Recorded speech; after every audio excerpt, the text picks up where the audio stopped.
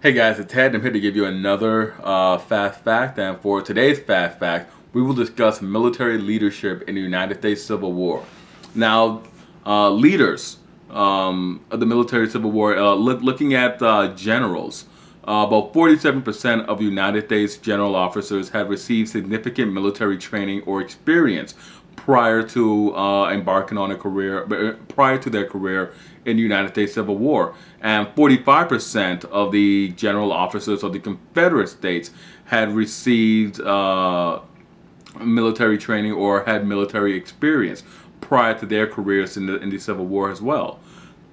Now, of the general officers who commanded the corps and armies, it was pretty much a West Pointers club, and by that I mean that all of them, nearly all of them, had attended West Point. All of them have been commissioned into the United States Army. Ironically, for the Confederate officers, they'd all been commissioned as officers in the United States Armies upon graduation from West Point Military Academy.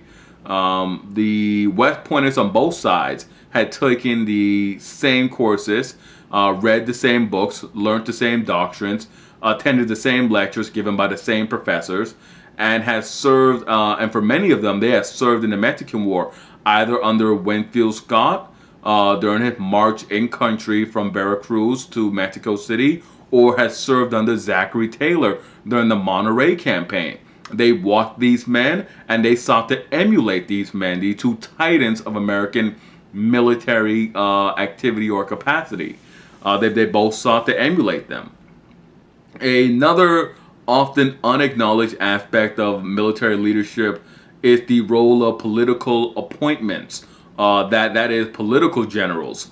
Now this was, and again, we have to look at it like this. The United States and the Confederate States were both Democratic Republicans at war. The political leaders had to represent ethnic groups and states. Lincoln was well noted for his appointment of German officers, Irish generals, Democratic Party officers, and Republican generals. Sinclair and the Irish Brigade is a prominent example. Ben Butler is another one. McClellan is another one. Schurz is another one for the Germans, for the German element in the United States. Jefferson Davis did the exact same thing. We look at men like Ewell and Toombs, a Virginian and a Georgian respectively, who were political figures who joined the army, and their presence in the army, their presence as officers in the Confederate Army, boosted morale and linked the Confederate states and their destinies ever more closely to the people that they represented.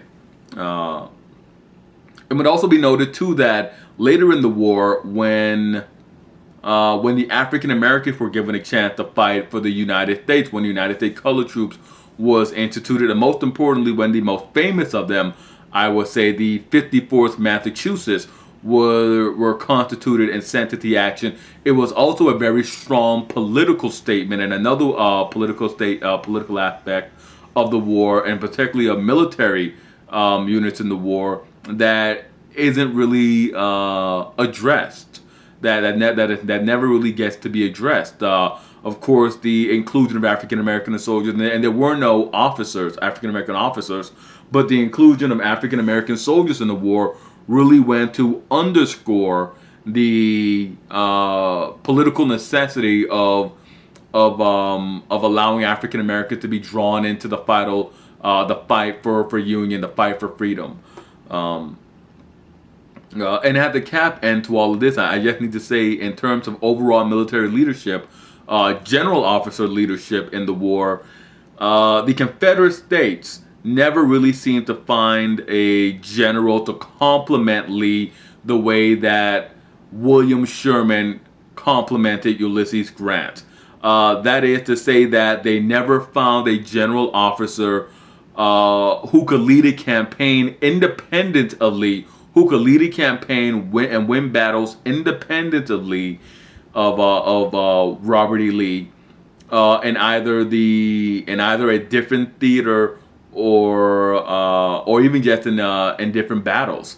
When you look at the very successful Confederate officers, the big names, they're almost always subordinates of Robert E. Lee. And the other names that are listed are men who failed to meet the task and string together great victories against their United States opponents. And there you guys have it. That is my quick fast fact on the military leadership during the United States Civil War. Hope you found it enlightening, entertaining, maybe even insightful. As always, hit like, subscribe, and comment. Let me know what you thought about this fast fact. And as always, I will see you guys next time with another fast fact.